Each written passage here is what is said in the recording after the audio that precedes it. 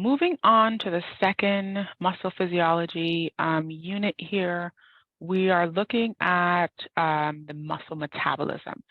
So, oh no.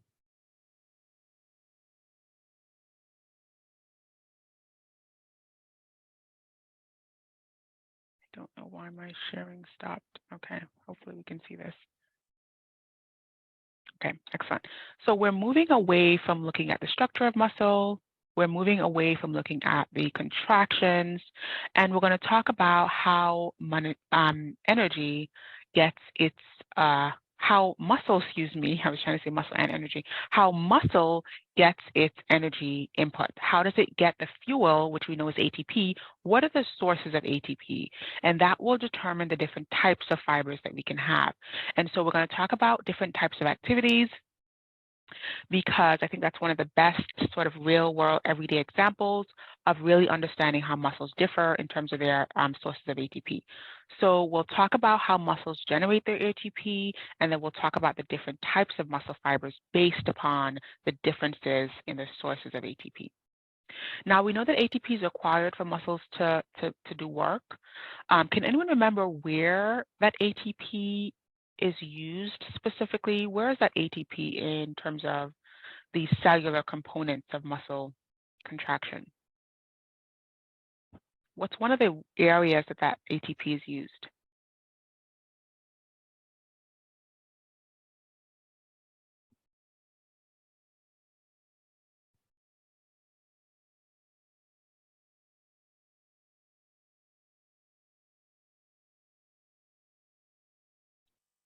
Any thoughts, guesses?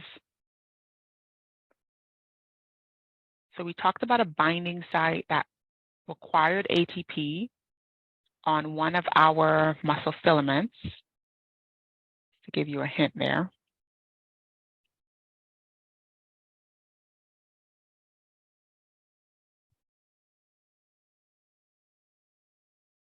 Okay. So cross-bridge cycling, excellent. Yes, so cross-bridge cycling, specifically the myosin head. If you remember the myosin head, it had two binding sites. One was for ATP and one was for actin. So myosin heads need ATP. The calcium ATPase pumps that pump calcium back into the SR, they are also requiring ATP. And so ATP is essential for a lot of other things in the body, but very specifically to power muscle contractions. The way we can make ATP will differ depending on the type of work the muscle will do. So we can think about light exercises, right? Like walking, jogging, aerobic exercises like swimming. They are going to require ATP from one source. We'll talk about what that is coming up. Whereas more intense exercises like sprinting, weightlifting, any type of other heavy intensity activity, maybe fighting, martial arts, that type of activity will require ATP from another source, which we'll again speak about. So the three sources of ATP here are phosphorylation of ADP by creatine phosphate. We'll expand on that a little bit more coming up, but that is a transient source. I want you to make a note of that in your notes here. We'll expand on what that means, but the first source here involving creatine phosphate is a temporary or transient source. And think about it as you charging your phone, but you're charging it from a backup battery. You're not charging it by plugging it in directly to the wall. And that's kind of a great analogy with this first source. The second source of ATP, oxidative phosphorylation of ADP in the mitochondria. This is something we're familiar with already when we looked at cellular respiration. This is what we talked extensively about. This is happening in the mitochondria, the electron transport chain across the inner mitochondrial membrane. Some of the things that we've said about oxidative phosphorylation before will come back here. Things like the fact that it generates more ATP, it's a more reliable and sustainable source of ATP, and so that will play a lot in terms of the types of activities that are powered by oxidative phosphorylation. And then the third source, anaerobic glycolysis. We've also talked about anaerobic glycolysis. This is where we break down glucose in the absence of oxygen. So anaerobic glycolysis, we've also talked about it being a less reliable source. It generates less ATP, and it generates lactate, which is converted to lactic acid, as a byproduct of that, that metabolism, that breakdown. So just to illustrate where these mechanisms are, oxidative phosphorylation happens down here. So in the mitochondria, oxidative phosphorylation requires oxygen in order to make ATP, whereas anaerobic glycolysis is when we generate, or it's not generate, but break down glucose to make ATP, a smaller amount of ATP, because pyruvate is not being shuttled off into the linking step, into Krebs cycle, and then into oxidative phosphorylation, pyruvate starts to build up, and that's where we have that being shuttled off to lactate with the help of lactate dehydrogenase. So that's the enzyme that catalyzes this reaction. So the big picture here is that when we make ATP with oxidative phosphorylation, we make more. We can make it for longer, right? Sustain that ATP production. When we make ATP with anaerobic glycolysis, in the absence of oxygen, we generate a smaller amount of ATP. It's less sustained, and it is giving us lactate as a byproduct or buildup in the muscles. Okay. Let's look at the first mechanism first. Let's expand on that. This is the involvement of creatine and creatine phosphate. So the creatine phosphate system. Now, as I mentioned earlier, this mechanism or this source of ATP production is transient. It's a small amount of ATP. It's released very quickly, but it is only to power the start of a contraction. So whenever we start moving, that needs to be immediate, right? When you think to move an object, to move a book, to run, to jump, right? That needs to happen very quickly. And so there is no time to wait for ATP to be produced as soon as we think to move. ATP needs to be standing by, on tap, so to speak, ready to go, ready to power muscle contractions as soon as we think to do them. And so that is where this sort of temporary source of ATP comes from. So we have creatine, phosphate, and ADP on the left of this reaction. Creatine kinase is the enzyme that catalyzes this reaction. And then we have creatine and ATP on the right of this reaction. And notice that this is a bidirectional reaction. So it can be powered in either direction depending on the substrates that are available. So this is what we mean by the law of mass action. So whatever side of the equation or reaction here that has the highest amount of substrates, that will power the reaction in the opposite direction. So whenever we're using up lots of ATP, ATP is being decreased, ADP is subsequently being increased. We're driving the reaction we're driving the reaction to the right, right? So using up ATP drives the reaction to the right. And then whenever we're not using ATP, when the muscle is resting, we have an increase in our ATP buildup, right? So we're not using ATP as much, and then we would drive the reaction to the left in order to make that creatine phosphate and have it ready for the next time the muscle needs to contract. So using up ATP drives the reaction to the right to make more ATP. Less use of ATP when the muscle is resting drives the reaction in the opposite direction to have creatine phosphate and ADP standing by for the next time muscle contracts. And this can happen very quickly, and it can supply about 5 times the quantity of resting ATP needs for the muscle.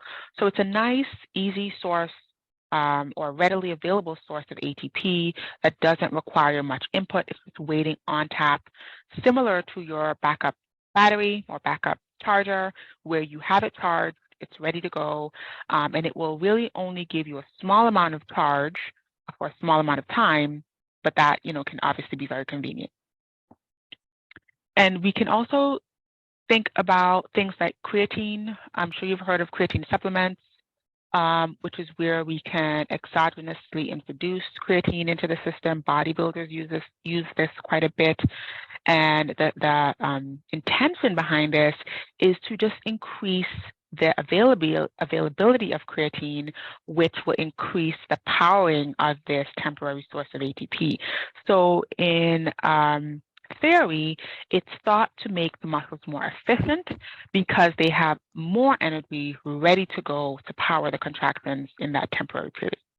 So that's the reason why bodybuilders will use creatine as a way to just make their workouts more efficient, make the muscles more readily energized and ready, especially with things like weightlifting. All right, let's move on to look at the other two types of ATP production, but the way that we will look at them is looking at the types of activities that they're associated with. So we'll first look at light to moderate intensity activities or light exercise. And in your mind, think about walking, light jogging, even things like maybe shoveling snow or light yard work or house cleaning.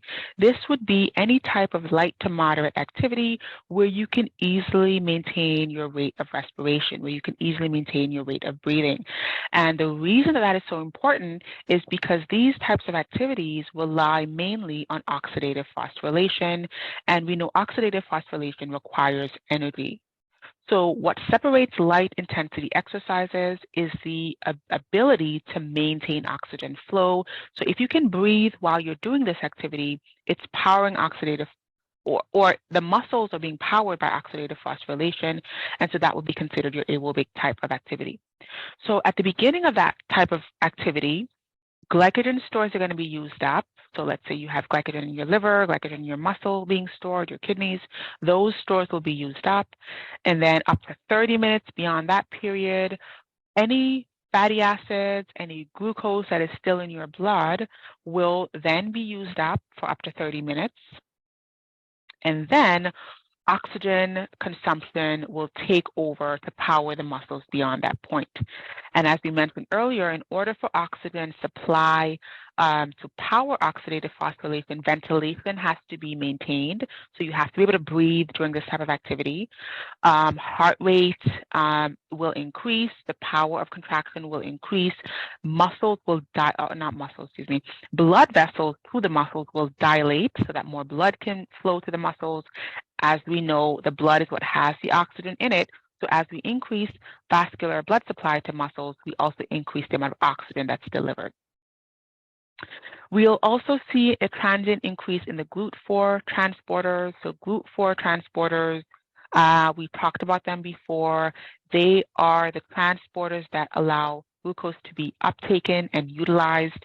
So as we're sustaining these types of activities, we're using more glucose, we insert more of these transporters into the membrane so that we can uptake more glucose. If we look at the schematic here, notice we've got energy used per source. So we've got different sources here, and then we've got the amount of time at the bottom on the X. And so we've got the beginning of the contraction, mainly creatine phosphate, this red curve here, showing us that the initial part of those muscle contractions are powered by creatine phosphate as a temporary source of ATP production.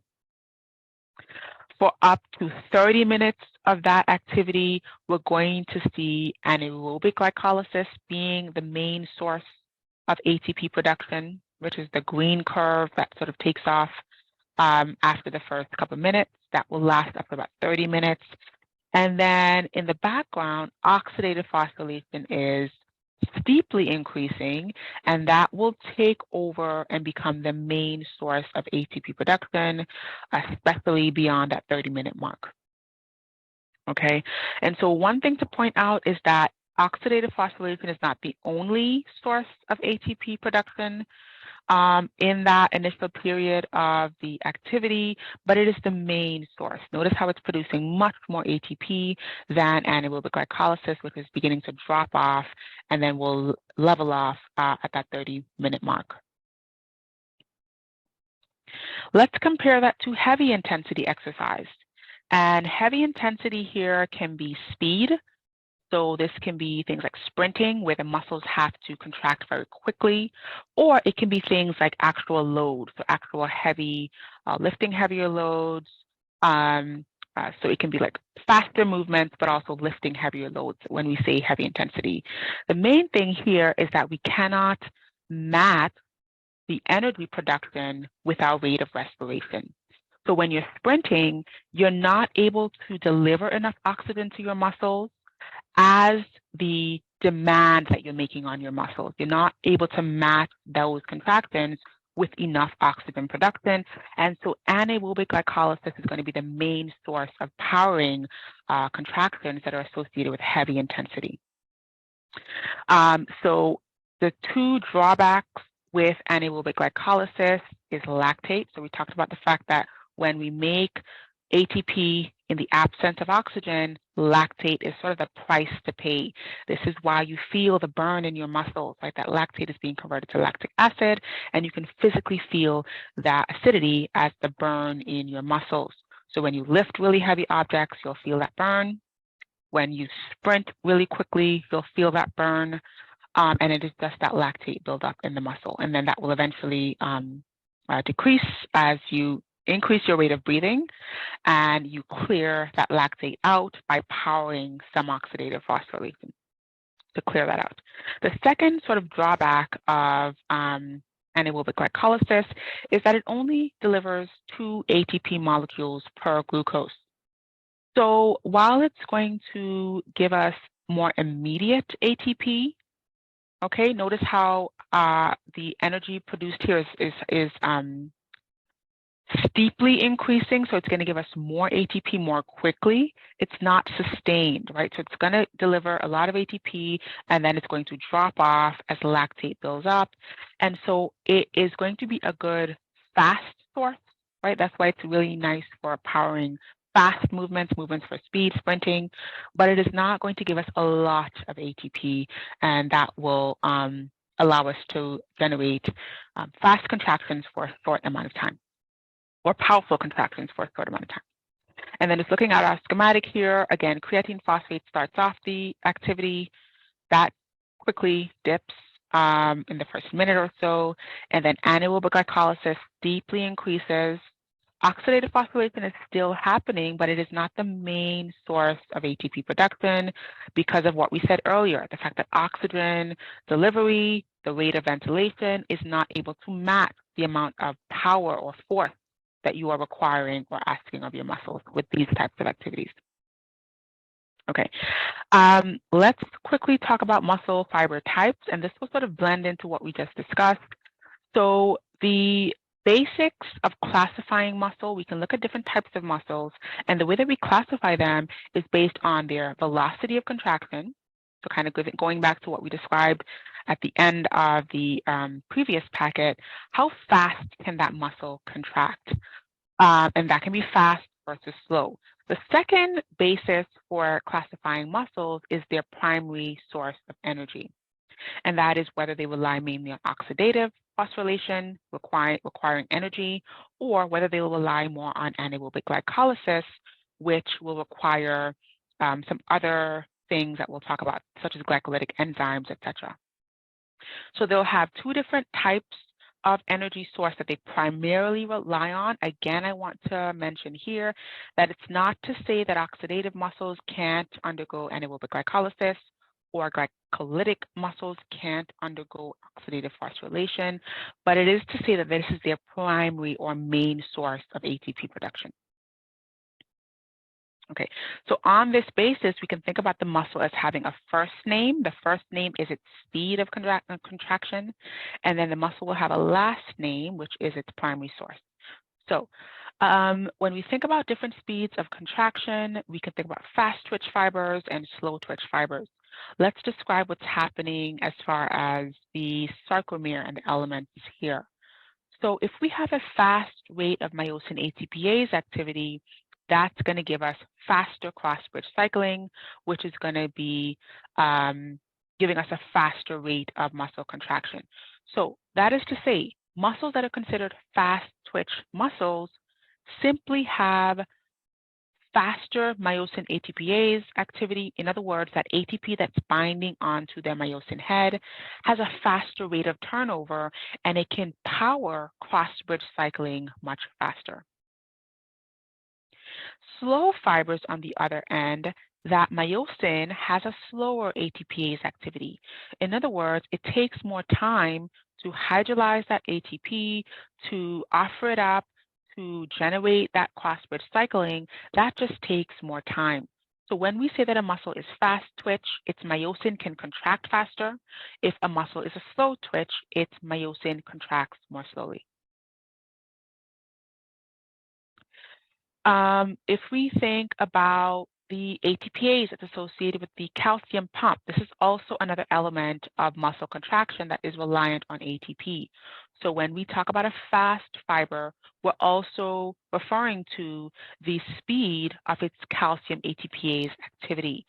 Calcium ATPase helps to pump that calcium back into the SR. So a fast muscle will be able to clear calcium out of the SR, out of the sarcoplasm, more quickly, pumping it back into the SR. And as a result, it will be able to generate a new contraction more quickly. So we want to understand here that the speed of muscle contraction is not just how fast cross-bridge cycling can occur, but how fast we can clear the calcium. In other words, how fast we can allow the muscle to relax so that another contraction can come in much faster. So the rate of contraction is faster. The rate of relaxation is also faster in fast twitch fibers. And that will be true for slow twitch fibers. Their calcium ATPase is slower.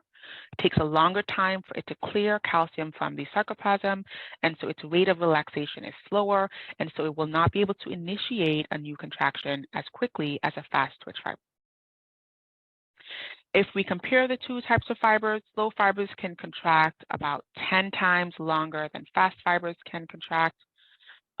So that is to say that while fast fibers can contract faster, slow fibers can sustain contractions longer. And that is also owing to the fact that it will not be able to clear calcium from the sarcoplasm as fast as a fast fiber can. So it will be in that contracted state for about 10 times as longer than the length of time that a fast fiber will spend in its contracted state. All right. So let's look at some practical examples of this. Here we have the amount of force or tension, the percentage of its maximum capacity here on the Y, and then on the X we've got the time. So this is in response to a single action potential.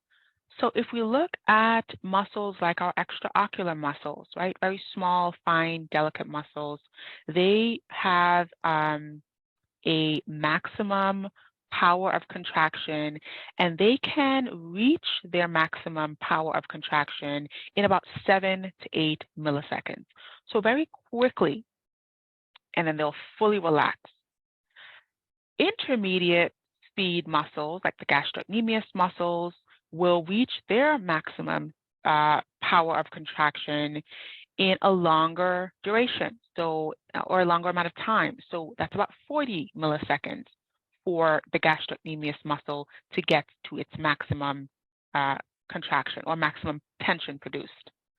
The soleus muscle, on the other end, is a very slow twitch muscle. Notice how it begins its contraction, right? It takes a longer time to get to its peak, right? A longer time to get to its maximum tension produced. And then it takes an even longer time to get back down to rest. So the myosin ATPase activity is slower, and then the calcium ATPase activity is also subsequently slower. So the muscle is slow to contract and slow to relax. Now, I want you to think about this in a practical standpoint, or from a practical standpoint. This is sometimes ideal. If we look at the soleus muscle, it's a postural muscle. It's the muscle in the back of the calf. It's deep to the gastrocnemius. So if we do things like walking, standing all day, this muscle is always continually contracting. Muscles like your back muscles, your erector spinae muscles, those muscles are always continually contracting. So it can be ideal at locations in the body, especially with our postural muscles, to have muscles that can contract slower, but can hold or sustain those contractions for a much longer period of time. And these muscles will tire easily or fatigue less easily. Whereas if you look at extraocular muscles, like the muscles of your eyes, those muscles will tire very quickly. Okay, think about you straining your eyes to read something. Think about moving your fingers for a long period of time. Those muscles can easily become fatigued if they are required to sustain contractions for extended